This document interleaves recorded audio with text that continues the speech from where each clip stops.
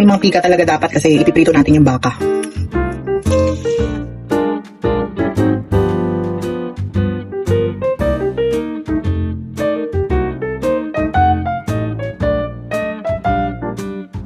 Bali, yung bakang to is sirloin.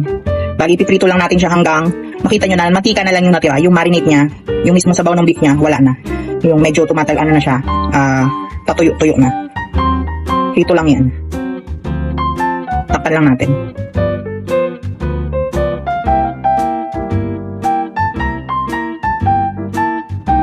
Bango. Sabaw pa siya. Kailangan patuyuan talaga.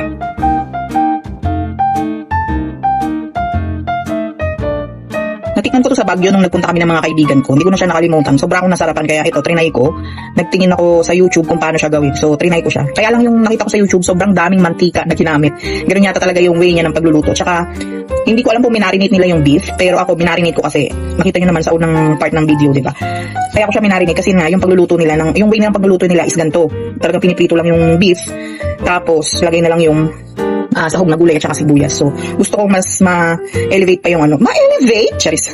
Yung lasa niya, kaya, yan, minarinate ko muna siya, tapos pritong ganyan. Matagal-tagal pa yan, kasi medyo nakikita ko pa yung marination niya. Nagsabaw siya ng todo. Dapat mantika na lang talaga, tapos medyo mag-dark pa yung beef natin.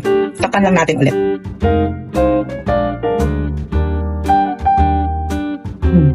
Medyo marami pa ring sabaw. Hayaan ko lang siyang nakabukas para mas mapadali yung pag tuyo ng sabaw niya. Uy! Medyo malapit na siya sa katotohanan. Nagda-darken na rin yung kulay ng beef.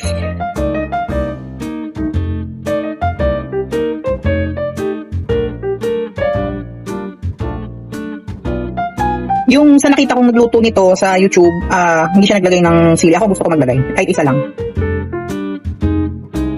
Para masarap. May onting anghang. Ayan, medyo nawawala na yung sabaw dun sa mantika. Tingnan natin kung malambot na rin yung beef. Lambot naman na to kasi sirloin naman to. Oops, malambot naman na siya. Yes, malambot na.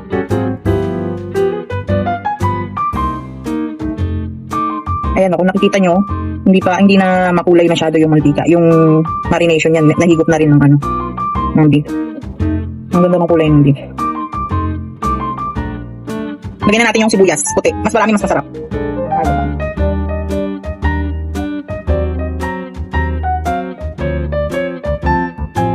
Lagyan natin siya ng paminta. Doon naglagay na tayo nung nag-marinate tayo, pero mas masarap, mas maraming paminta.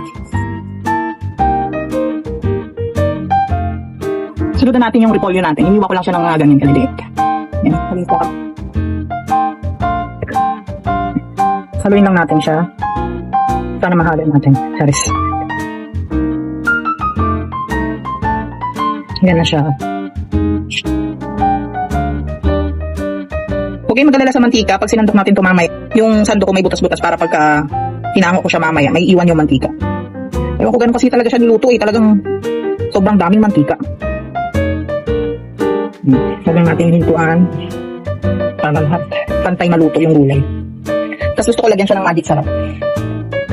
Lutong Pangasinan yata to, kung di ako nagkakamali. Correct me if I'm wrong, pero natikman namin to is sa Baguio talaga. Mga kaibigan ko. Ayan, luto na yan. Okay na yan. Hanguin na natin.